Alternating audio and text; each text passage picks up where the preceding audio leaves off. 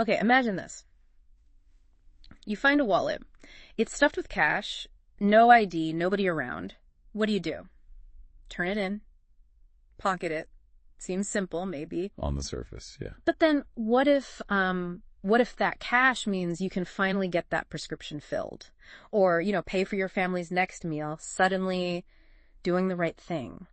Oh. It feels a lot trickier. It absolutely does. And that complexity, that's really where we step into this fascinating world of ethics. It's so much more than just, a list of rules or just a gut feeling. Right. It's actually a deep, systematic study of human action, our behavior, our character, basically what we ought to do, not just what we find ourselves able to do. That's a really powerful distinction. So today, our mission, our deep dive, is all about getting into the essence of ethics. What is it? What are its dimensions, its roles? How does it actually apply in the real world? We want to move past the surface stuff, Aim for those real aha moments and hopefully give you some actionable insights. We've pulled together a whole stack of material here. Yeah, a lot to draw on.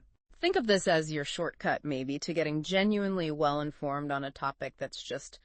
Well, it's crucial for navigating life, isn't it? It really is. And at its very core, ethics is defined as the study of human action, specifically looking at whether it's right or wrong. It's fundamentally about the moral values, the principles that guide how we behave. Okay. And there's this important distinction between ethics as, it's like a theory, the principles we use for moral judgment, and ethics as a practice that's more concerned with figuring out what is morally good and, crucially, how to actually achieve it. That theory versus practice thing, it plays out all the time, doesn't it? I mean, think about Pallela Gopichan, the Indian badminton champion. Oh, right, the cola ad. Exactly. Yeah. He famously refused this huge endorsement deal after winning a major title.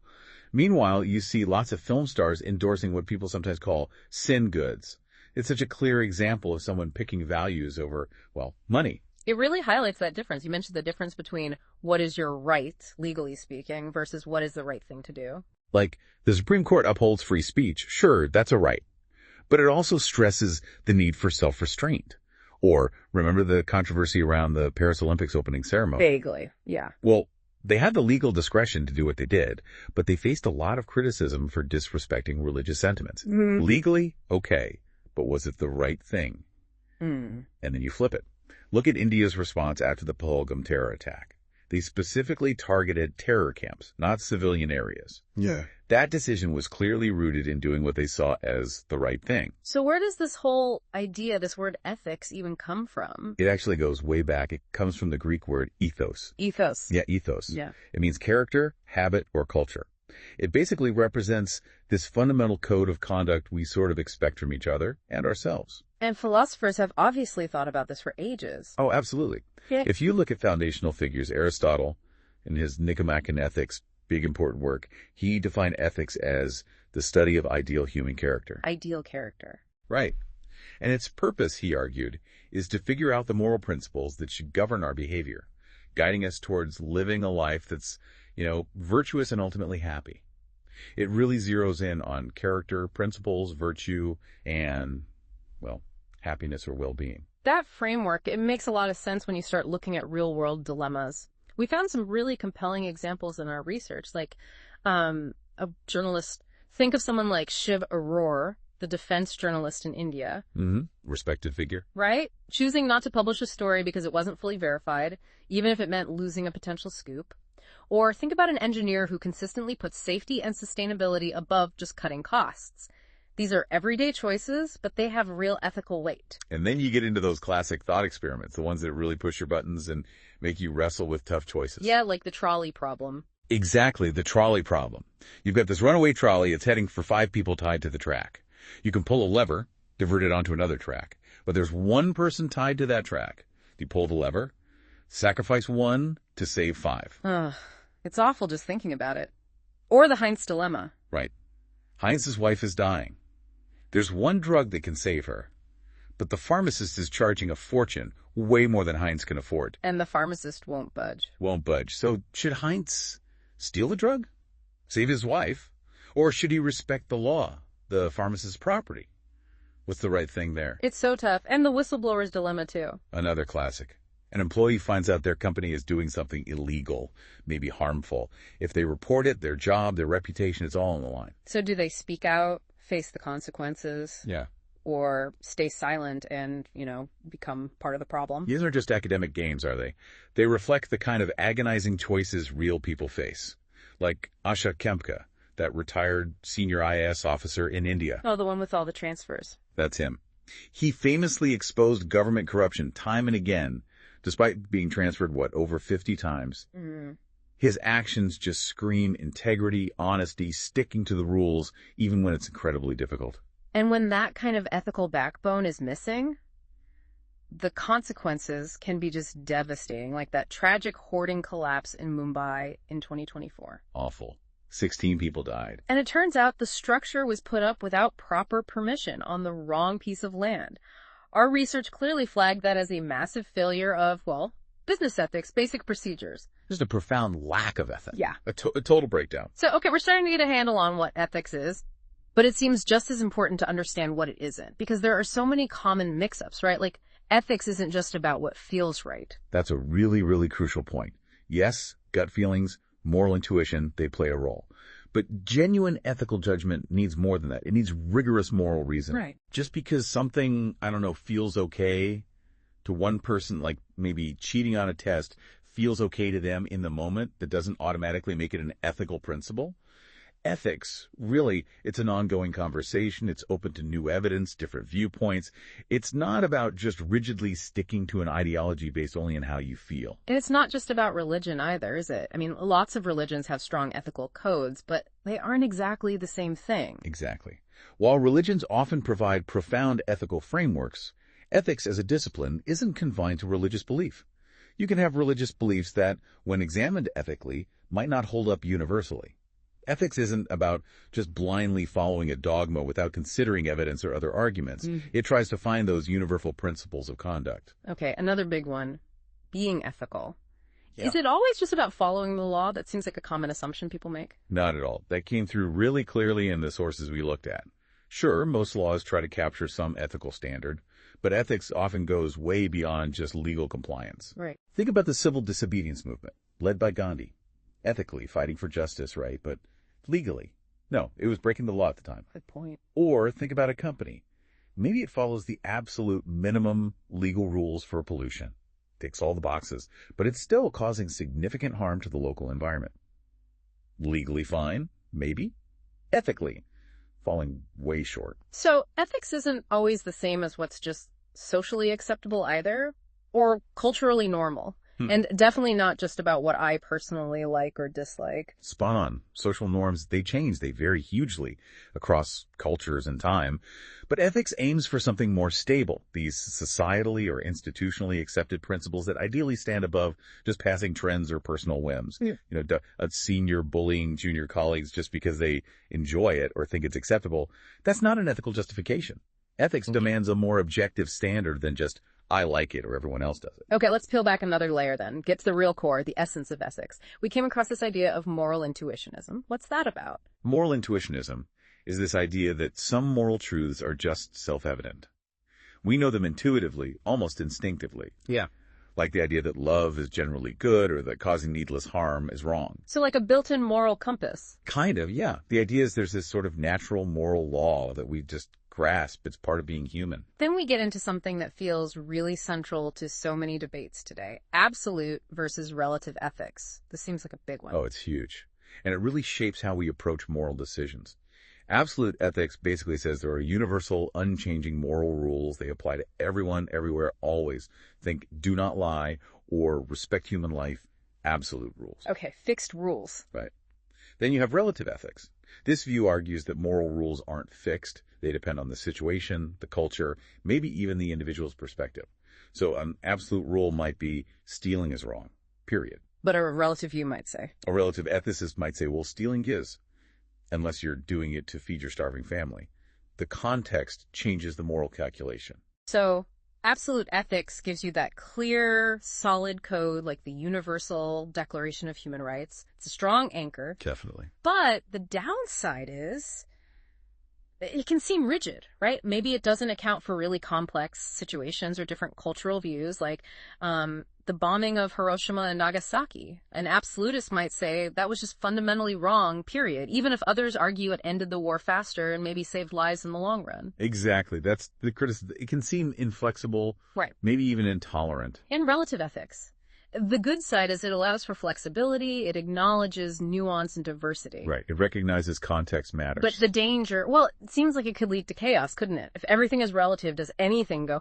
Our research really stressed this point. Just because different beliefs exist doesn't make them all equally right or justifiable. Precisely.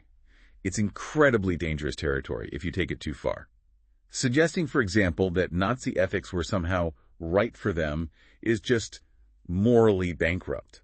And this connects to ideas like moral conventionalism, where right and wrong are only decided by what a culture accepts, and moral subjectivism, where it's purely down to individual choice.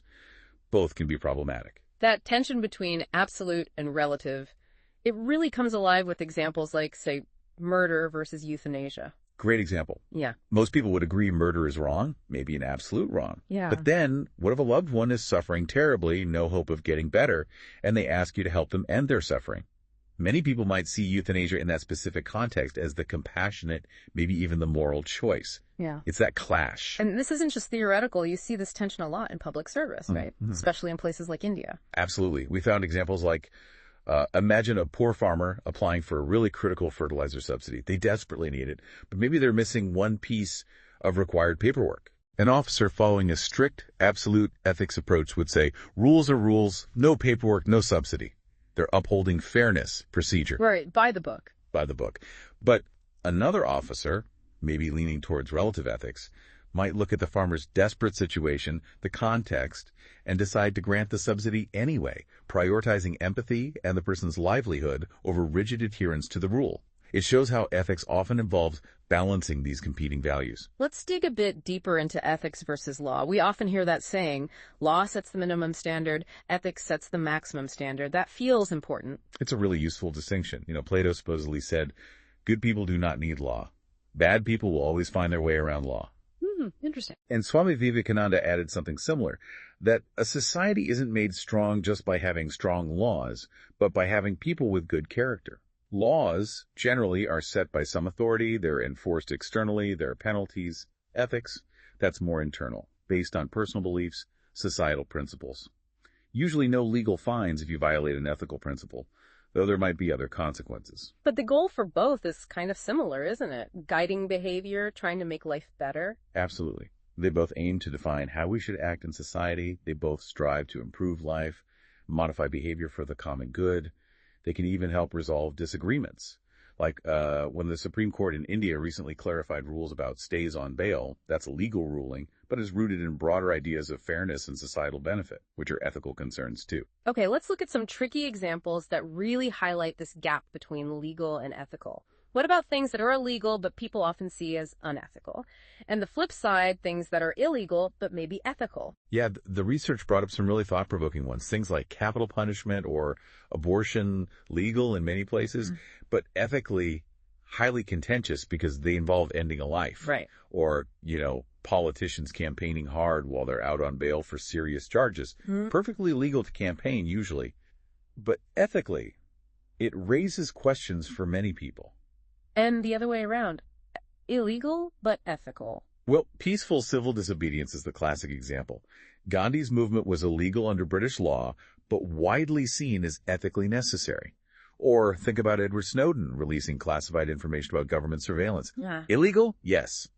But he argued it was ethically driven by a need to expose what he saw as wrongdoing. That makes sense. Even something like India objecting to Sotheby's auctioning ancient Buddhist relics from Caprawa. The auction itself might be legal under property law somewhere, but India's objection is based on ethical grounds, cultural heritage, historical significance, things that go beyond just legal ownership. Okay, let's clear up another common point of confusion. Morality versus ethics. People use them interchangeably sometimes, but are they actually the same? Not quite, no. The materials we reviewed make a pretty clear distinction. Morals tend to be individual, personal beliefs about right and wrong. They're shaped by your upbringing, your culture, religion, personal values, and they can be quite deeply held, maybe even rigid. Okay, personal beliefs. Right. Ethics, on the other hand, tends to refer to shared, often formalized codes of conduct within a particular context or community, like a professional code of ethics for doctors or lawyers, or the generally accepted ethical standards of a society. Ethics are usually seen as more objective, maybe a bit more flexible than personal morals, because they have to apply to a group. So disagreements often happen not because people don't agree on the basic ethical idea, but because their personal morals lead them to interpret or apply that ethical principle differently. Exactly. That's often where the conflict arises. Think about, say, a marketing executive. Their company makes a product that maybe isn't great for the environment. The executive's personal morality might scream, this is wrong, I shouldn't promote this. Right, internal conflict. Huge internal conflict. But the company's code of ethics might emphasize maximizing profit, shareholder value, following legal requirements. So the executive is caught between their personal moral compass and the organization's ethical, or perhaps unethical, code. That's a classic clash. Okay, so now the really big question, why? Why do we act ethically? Or sometimes why don't we? What actually determines our ethical behavior? Right. What drives these choices? The information we synthesize breaks it down into several interconnected areas. First, there are individual factors. These are huge. Things like our personal knowledge, our core values, our attitudes, our intentions, all deeply shaped by our personal morals. Like Raja Ram Mohan Roy. Exactly, the Indian social reformer. His ethical actions stem directly from his deeply held personal convictions. It's also about conscience, intuition. Sometimes you act ethically just because it feels like the good thing to do. Think of Durga Shakti Nagpal, that IAS officer who took on the sand mafia. That was driven by a strong conscience, a sense of duty. Then there are situational factors, right? The context matters hugely. Immensely. The influence of significant others, your friends, family, colleagues, society's expectations. Peer pressure is real.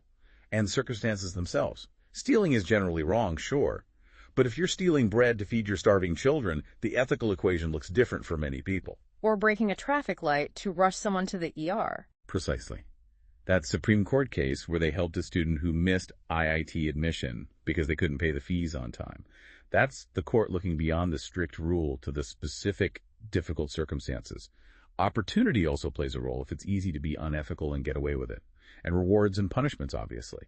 What gets rewarded, what gets punished in your environment that shapes behavior, the organization you work for, its culture, that's a massive situational factor too. And when ethics are missing because of these pressures, it's pretty obvious. We saw those examples of coaching institutes in India just blatantly copying content for profit. Yeah, that's not an accident. It's driven by, wrong intentions, self-interest, focusing only on the end result, profit, and ignoring the unethical means. Plagiarism. What other factors influence our ethics? There's a whole range. Cultural norms are big. What's considered acceptable varies wildly. Think about views on premarital sex or attitudes towards bribery in business across different cultures. Religious beliefs, as we mentioned, often provide a whole ethical framework, maybe prohibiting alcohol, for instance. Professional codes, like the Hippocratic Oath for doctors, set very specific standards. And things change over time, don't they? Absolutely. The time period is critical. Ethical standards evolve. Look at the Alan Turing Law in the UK, posthumously pardoning gay men convicted under old discriminatory laws. That reflects a massive shift in societal ethics regarding LGBTQ+ rights. Laws and regulations themselves act as guides and deterrents. Your education and upbringing are foundational. Do they teach you to respect authority unquestioningly or to question unethical behavior? And then there's just the simple pressure to conform to social norms, which can sometimes push people towards unethical actions just to fit in. Okay, let's tackle a big philosophical idea here. The divine command theory, DCT. The idea that something is good because God commands it. This raises a huge question, doesn't it? It really does. It's a classic philosophical puzzle. The core question is this. Does God command certain actions because they are inherently good? Or are those actions good only because God happens to command them?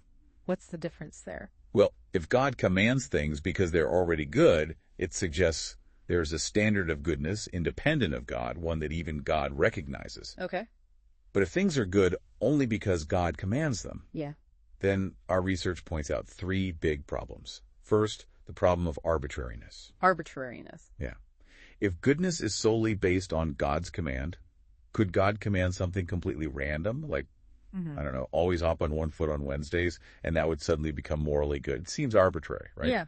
Goodness shouldn't just be random whim. Yeah, that feels weird. Then there's the problem of triviality. If saying God's will is good is just true by definition, because good means willed by God, then it doesn't really tell us anything meaningful about goodness. It's just a circular definition, a tautology. Right, it doesn't add anything. And the third one is the most disturbing. The problem of abhorrent commands. If goodness is only what God commands, what stops God from commanding something terrible, like rape or murder? Would those actions then become morally good? That seems like a complete moral absurdity. Yeah. So this theory, while influential for some, really struggles to provide a solid, independent foundation for ethics if you believe goodness solely originates from divine will. It pushes us to look for other grounds for morality. So, okay, pulling all this together, why does ethics matter so much? What's its actual role in our lives, in society, and what really happens when we lose it? The role is just fundamental. It touches everything. First off, it meets basic human needs. Deep down, people generally want to be fair, honest. They want to work for organizations they see as ethical. That makes sense. And that desire builds credibility. Organizations known for strong moral values, think about the Tata Group or Infosys in India, consistently recognized as among the world's most ethical companies. They command respect and trust precisely because of that perceived ethical core. And it acts as a kind of glue, doesn't it? Uniting people. Exactly. Shared values can unite employees, align leaders, and staff towards common constructive goals. It creates a stronger sense of purpose. And it must help with decision-making. Dramatically, both personally and professionally. Ethical frameworks help guide us through complex choices. Remember that cognizant work from office directive example? Yeah. Legally, they have the right. But considering an ethical middle path, thinking about employee well-being, flexibility, that might have communicated their intentions better, potentially leading to a better outcome for everyone. And it pays off in the long run, right? Even if it seems costly up front. Definitely a long-term gain. Ethical organizations might face short-term costs, maybe not cutting corners, paying fair wages, but they consistently prove more profitable and resilient over time. The sustained success and public trust in the Tata Group over generations is a testament to that. What about where law falls short? That's another huge role. Ethics often succeeds where law fails, especially with fast-moving technology. Laws often lag behind new tech threats, new dilemmas. An ethical framework can provide guidance where legal rules haven't caught up yet. Okay.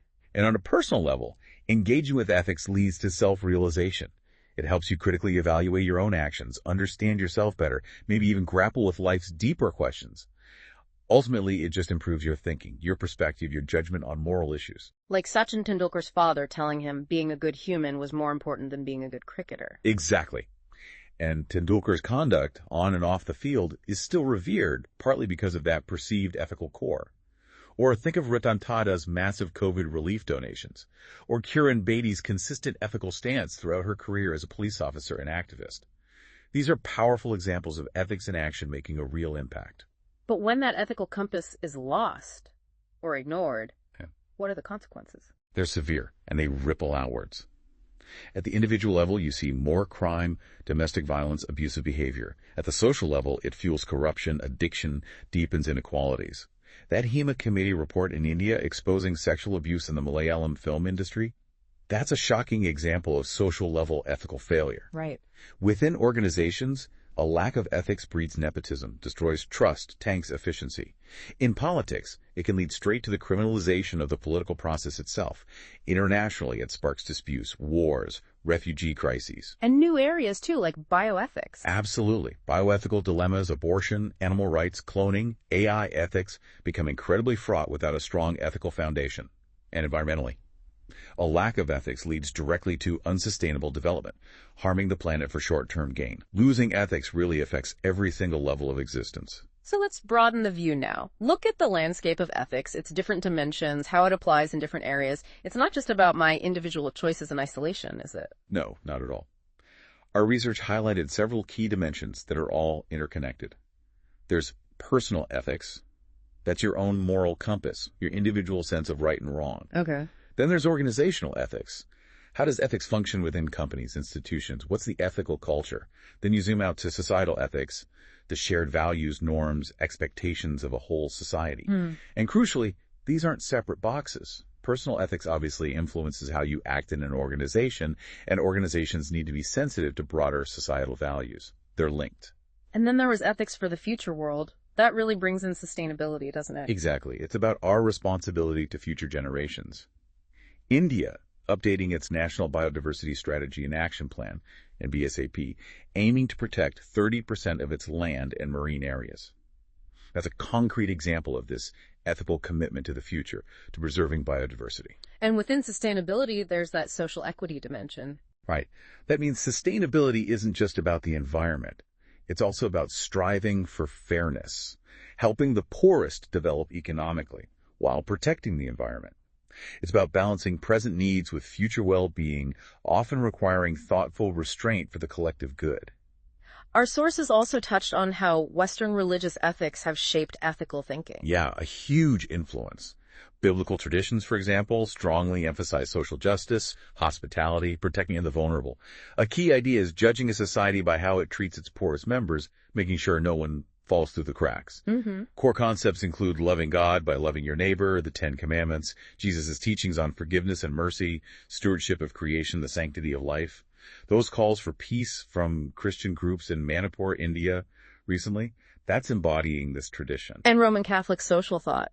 That tradition heavily emphasizes human dignity as the foundation. All economic and political decisions should protect it. It stresses the common good, solidarity, unity and mutual support, and subsidiarity, the idea that issues should be handled at the most local level possible. It also developed the just war theory, outlining strict ethical conditions for when resorting to war might be permissible. Okay. And Protestant and Eastern Orthodox traditions. The Protestant ethic, famously linked to ideas of discipline, hard work, individualism. Also the concept of the priesthood of all believers, direct access to God, individual responsibility.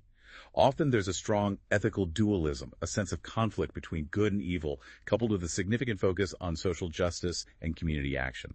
So knowing all this theory is great, but how do we actually implement ethics in public life? Get it working on the ground. We found some practical steps mentioned. Yeah, moving from theory to practice.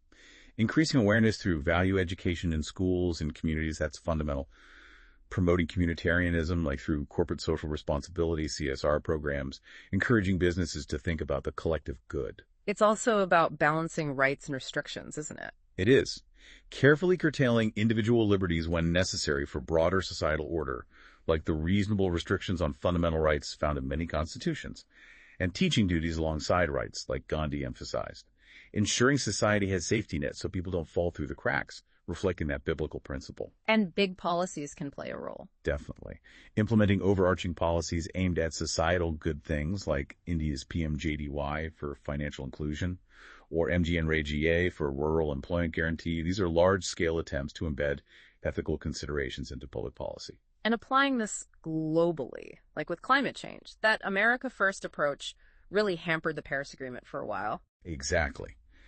Recognizing that the planet's health depends on the collective good of all nations, not just narrow self-interest, is a massive ethical challenge that requires global cooperation. Let's pivot now to a really practical area where ethics gets complicated. Infrastructure development, building roads, dams, cities. It often involves tough trade-offs, right? Necessary investments versus the costs felt by vulnerable people or future generations. Huge ethical minefield. Our research really highlighted the unintentional consequences. Urbanization fueled by new projects often displaces poor or marginalized communities, causing real socioeconomic and cultural damage. Yeah. Or highway projects might benefit suburban commuters, but leave people living near the new roads in the city core, dealing with more pollution, health problems like asthma, maybe even finding their communities physically divided by the infrastructure. So the core ethical challenges are things like, how are the benefits and harms distributed? Is it fair? What about the environmental impact? Does it clash with sustainability? Is money being diverted from vital social programs? And, of course, corruption. Exactly. Corruption and scams are a constant risk in big infrastructure projects. So the best practices for doing this ethically include things like truly involving all stakeholders in planning right from the start, making sure future engineers and planners are trained to consider the socio-ethical, cultural, environmental impacts as part of the design process. Transparency, too. Crucial. Communicating the rationale clearly to the public builds trust. And, fundamentally, officials need to ensure they're serving the public interest, not vested interests, and actively preventing corruption. Okay, let's try to tie a lot of this together with a specific case study. This one really puts you in the hot seat. Imagine you're Prepat, VP of Marketing at Sterling Electric Ltd. Things are bad. Sales are down, the company's struggling financially, and your whole division might get shut down. A lot of pressure. Huge pressure. Plus, you're the sole breadwinner for your family, kids, sick mother, big housing loan. Then, an interview candidate shows up, Subhash Verma. He's been referred by the Minister of Defense's office, which is interesting. Red flag, maybe. Maybe. Subhash is technically good. But then he drops a bombshell. He offers Prabhat confidential bid documents from a major competitor, Unique Electronics, for a massive make-or-break defense ministry tender. The deal. Give Subhash the job, use the documents, underbid the rival, save the division. What are the ethical tripwires here? Oh, it's just tangled. Immediately you have a massive breach of confidentiality by Subhash. Then there's Prabhat's integrity on the line. Does he take the bait? The whole thing is fundamentally about fairness or the complete lack of it. Using stolen info is unfair competition. And Prabhat's loyalty. Exactly. Loyalty is a big one. He owes loyalty to his company, Sterling Electric. But does that mean loyalty at any cost, even unethical means? It forces him to weigh the company's survival and people's jobs against using dirty tricks. And the minister's referral. Potential nepotism or undue influence definitely raises questions. Plus, it makes you think about professional versus holistic competence regarding Subhash. He might have the technical skills, but his values, clearly questionable. And poor Prabhat's personal situation. That's the heartbreaker. His duty to family, the financial strain. It creates this immense internal conflict. Provide for them, but compromises ethics. It's a terrible position. So given this mess, the material suggests Prabhat has basically three options. First, reject the offer. What happens then? If he rejects it, he keeps his hands clean, upholds his integrity, follows ethical principles. That's the morally upright path. But the risk is huge. His division might still close. He could lose his job. He'd have to try and win the bid fairly, maybe against the odds, putting in more ethical effort. Okay. Option 2. Report the offer. Tell his bosses, maybe even the Ministry of Defense. This also upholds ethical principles. It's actively exposing unethical behavior, potentially leading to consequences for Subhash and the rival company. It's the brave choice, maybe. But it could still backfire on Prabhat. Maybe his company gets blacklisted. Maybe he's seen as a troublemaker. His division, job, family could still suffer. It really aligns with that Socratic ideal, do the right thing regardless of personal consequences, but that's incredibly hard. And the third option, accept the offer. If he accepts, well, he probably gets the contract, saves the division, saves his job, eases his financial burden, at least for now. But it's clearly unethical, probably illegal too. It's that classic short-term gain for long-term pain. He compromises his integrity, damages his company's reputation if it ever comes out. It's a dangerous path. So putting you, the listener, in Prabhat's shoes, what would you do? Would you stick to absolute principles, even facing personal disaster? Or would the desperate circumstances, the relative situation of your family, your colleagues, push you towards a different choice? It's never black and white, is it? These real-world dilemmas just underscore why understanding this stuff, understanding ethics, is so incredibly important. We've really covered a lot of ground today, haven't we? Journeying through this whole intricate landscape of ethics. We've tried to pin down what ethics is, that systematic study of right and wrong, guided by moral principles, and how it's different from just feelings or religion or even the law. And we looked at its different dimensions, personal, organizational, societal, even looking towards the future with sustainability, and how these all connect and influence our behavior and the institutions around us. We saw how ethics builds trust, how it helps us make better decisions, how it can secure society in ways maybe the law can't always reach. And critically, the flip side. The really damaging consequences when ethics break down, impacting individuals, whole societies, companies, politics, even the planet. So what? The takeaway here seems really clear. Getting your head around ethics isn't just some, academic thing. It feels absolutely essential for actually navigating the complex world we live in today, for making better choices, more informed choices, and for playing a part in building a fairer, more sustainable society for everyone. Yeah. At the end of the day, in this world with so much information, so much complexity flying at us, understanding ethics isn't just about knowing right from wrong in a simple sense. It's about actively thinking about and shaping the kind of person you want to be, the kind of organizations you want to be part of, and the kind of society you want to live in. So here's a final thought to leave you with. What ethical principle will you choose to prioritize the next time you face a really difficult decision?